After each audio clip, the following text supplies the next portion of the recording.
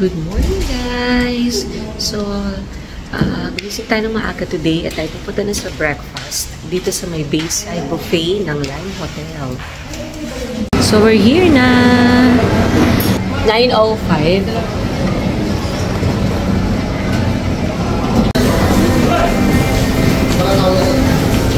So, ito yung breakfast sila. Mga eggs. May buffet ang breakfast nila dito. Merong arroz caldo, arikong tocino, chicken hotdog, daing na bangus, hash brown, palabok, garlic rice, and steamed rice. Meron din tayo ditong mga salad. Pang salad, I mean. And then ito, fresh milk para sa siryang. Meron din silang mga breads. Ito ciabatta and pandesal. Focaccia, may strawberry jam, pineapple jam, peanut butter, chocolate loaf, soft roll, and walnut and raisin. For the dessert, meron tayong nilagang kamote, putong bibingka, and fried banana. Meron din tayong fresh fruits na banana.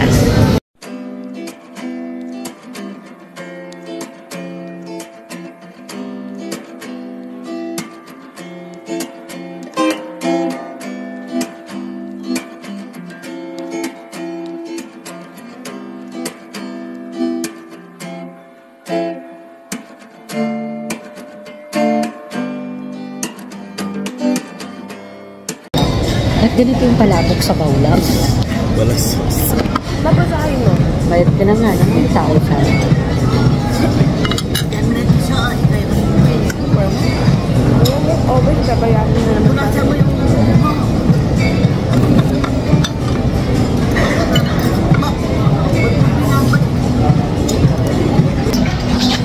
Guys, wala sa pagpipilian to, taho, pero meron lumapit sa aming from the restaurant, and then nag-aalok siya ng taho. Ayan siya, guys, ang taho. Yummy, yummy.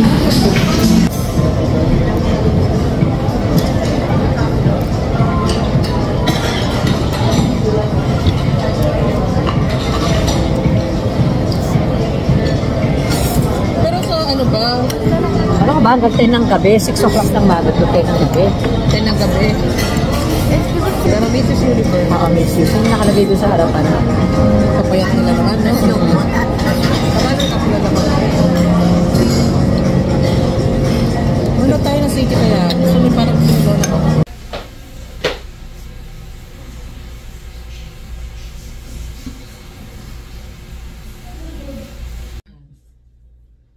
Joy.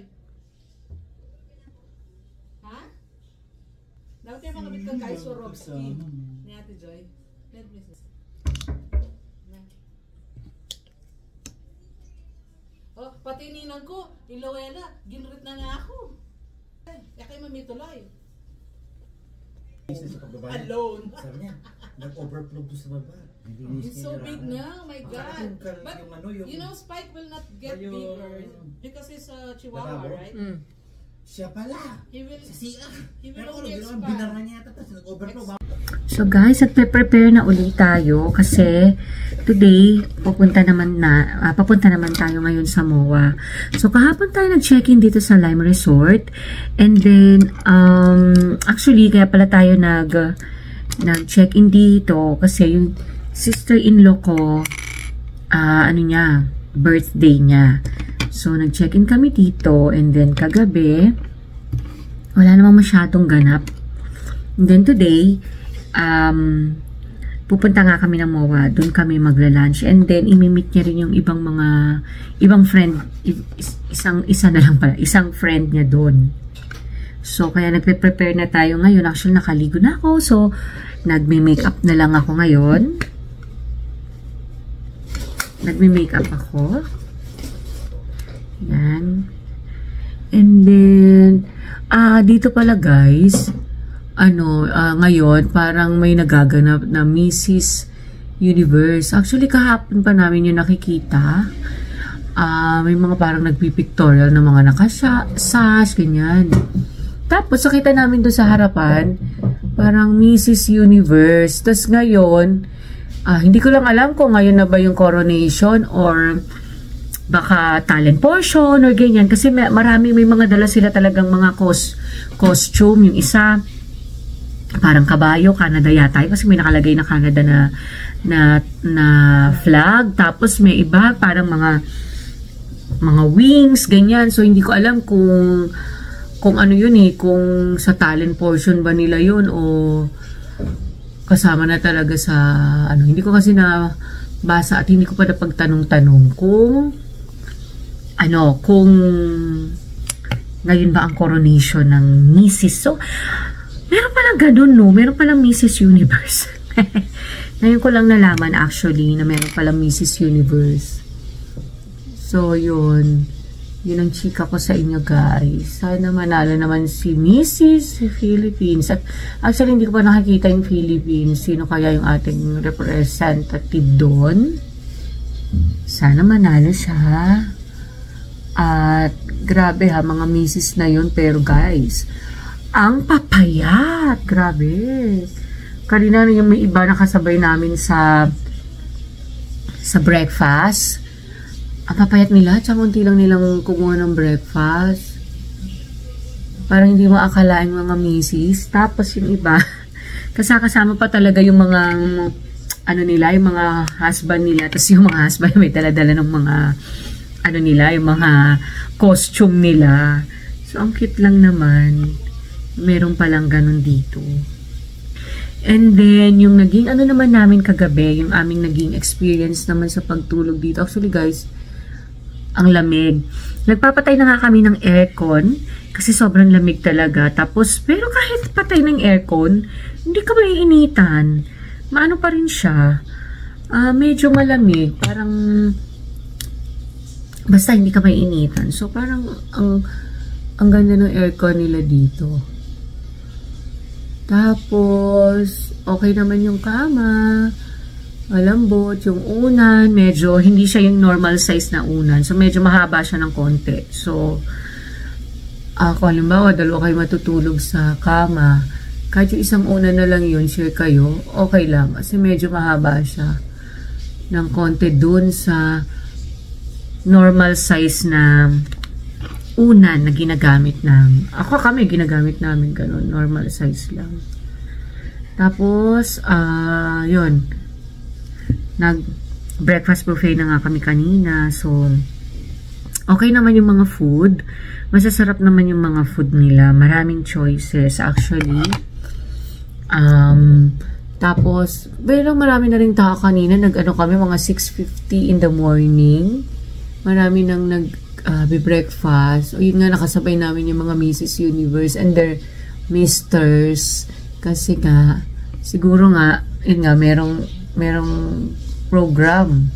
Kung hindi man ngayon yung coronation, baka yun nga meron silang program. Kasi may iba doon. Actually, hindi ko nga lang nakuhanan. Mga ayos na yung buhok, mga naka na sila, mga get, pati makeup, okay na, get ready na talaga sila. Kaya yun, siguro meron nga silang program. So, ang gagawin natin sa MOA guys is siguro ay magla-lunch muna and then after nun, tayo, siguro ikot-ikot kasi syempre nandun na rin. Sana may fireworks. Kung aabutin man kami ng gabi, sana may fireworks. Kagabi nakakita kami ng fireworks. Nandun kami sa may penthouse nitong Lime Hotel. Nandun yung pool. Tapos may may mga fireworks. Hindi ko lang alam kung pati Saturday may fireworks sa MOA. Sana meron para makita pa rin natin. Mas maganda pa rin kasi pag nandun ka mismo sa area. Medyo malayo din kasi yung dito, tsaka yung kagabi dun sa MOA. Kaya hindi masyadong ganun ka ganda, tsaka ganun ka ganun ka kitang-kita. So, nandito na tayo sa ating final touch ng makeup at ang lipstick. After nito guys, magbibihis na ako. Kasi, in a while, paalis na rin kami. So, after nating mag-makeup, ito, nag-spray tayo. Ang gamit ko ngayon ay itong Tatcha Luminous Dewy, Dewy Skin Mist. Okay naman siya.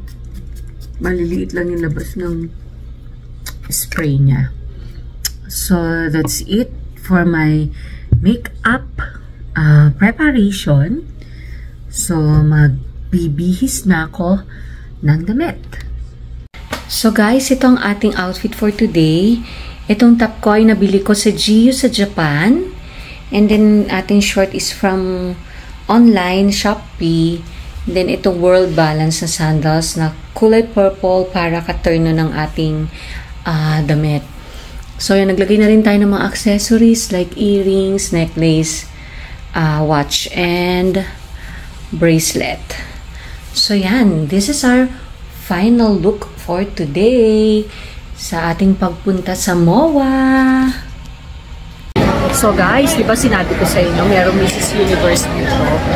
Ayan sila oh. So may program na siguro later. So ayan. Ayan sila. Mrs. Universe. So baka pwede na ako sumali dyan. Welcome to the Philippines Mrs. Universe delegates. Ayan. Hello, madlang people, mabuhay. Hello, madlang people, mabuhay.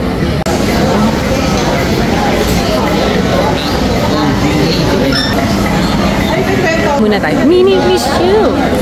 Mimi, miss you. Wow! Happy holidays na dito sa MOA! So guys, andito na kami sa MOA. The touchdown, MOA, touchdown, MOA. So ikot muna kami. Tapos meron din kami bibilhin. And then maghahanap na kami kung saan kami magla-lunch.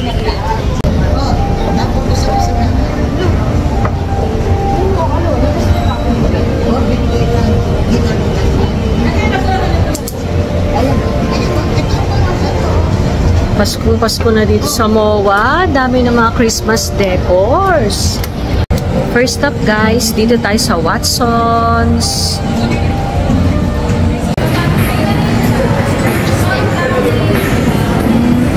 Hi guys! Nandito tayo ngayon sa Island Seafood Restaurant. So dito namin na pag-decide na kumain. Ito ang kanilang mga menu. Actually, meron silang mga parang group-group. Ayan, Mount Arayat, Davao, Tusok-Tusok, LU. So, kayo na ang bahalang mamili kung ano yung mga kasama dyan. Saka nandyan na rin naman yung mga, ayan, may mga prices niya. Tapos meron ding mga a la carte. Ayan. Kung gusto nyo a la carte or halimbawa, nag-iisa kang kumain dito. So, pwede. So, kaya mag-check muna kami ng mga aming o-orderin and I'll get back to you later. So, ang in-order namin guys ay ang Davao Hangover and then umorder din kami ng kansi, ng sisig at ng pansit gisado. So, hintayin natin pag dumating ng ating food kung ano itsura niya and tikman natin kung masarap. Guys, yung ating Davao na kinuha na set. Wow! Marami naman pala siya. Kahit ito kinuha natin parang for 3 to 4 persons. Wow! Dami! Ito yung ating pork sisig at ayun yung ating kansi. Sit gisado. Ayan na guys, ang aftermath. Ubusan naman natin ang ating food. Pero meron tayong mga for take out. Busog-lusog na naman tayo today for today's video. Ayan guys, paalis na kami dito sa Island Seafood Restaurant. Dahil kami ay tapos na. Wow. Kami ay tapos nang kumain. So, babalik na uli kami sa department store dahil meron kaming bibilhin. Ay, grabe. Sobrang init today. Buti na lang naka-long sleeve ako. So, hindi ako masyadong maarawan. Ayan. Ayun, guys. Pang ano natin sa araw. Oh, sale dito sa SM MOA. Hi, guys! So, ngayon, since nanggaling na tayo sa SM MOA, nakabalik na kami dito sa hotel. So, meron kami mga pinamili at ating i-haul yun for today's video. So, una nating i-haul ay... Tadaan! Ito na mga pinamili natin. So, isa-isahin natin, ha? So, una muna, namili tayo dito sa Chris Sports. At ang pinamili natin doon ay ang basketball na bola, Molten na BG4500. So, ang presyo nito ay nasa 2,780 pesos. So, yung ating first item. Next, dito naman sa Watson. Yan, di ba? Kung nakita niyo sa ating first part of the video, nauna tayo magpunta sa Watson. So, una, bumili tayo nitong buy one take one na Nivea na body milk lotion. Bumili rin tayo ng cream silk conditioner. And then, ito, last natin binili ay ang Dove shampoo. Straight and silky shampoo. So, yan. So, yung Nivea na body lotion is 495. Ito, 495 pesos. Yung cream silk ay 162 pesos. And ito namang Dove is 195 pesos. Then next, bumili din tayo dito sa SM Department Store ng sa MOA. So, ang binili natin ay stockings. Ito ay 149 pesos. And ito ay belt. Ito actually ay sale. From 1,399.75 to 690 pesos na lang. Belt to. Hindi ko na bubuksan, guys, ha. So, yun. Ito yung mga pinamili natin sa SM Department Store ng MOA. And then next, bumili din tayo na dito sa 9 West. So, ang binili natin dito sa 9 West ay bumili tayo ng dadan! Ito ay sandals actually. Ito siya. Black na sandals. Ito ay worth wait lang, ha. Ayun. So, ito ay 2,190 pesos. So, ito siya. At ito yung isa. Sa 9 West.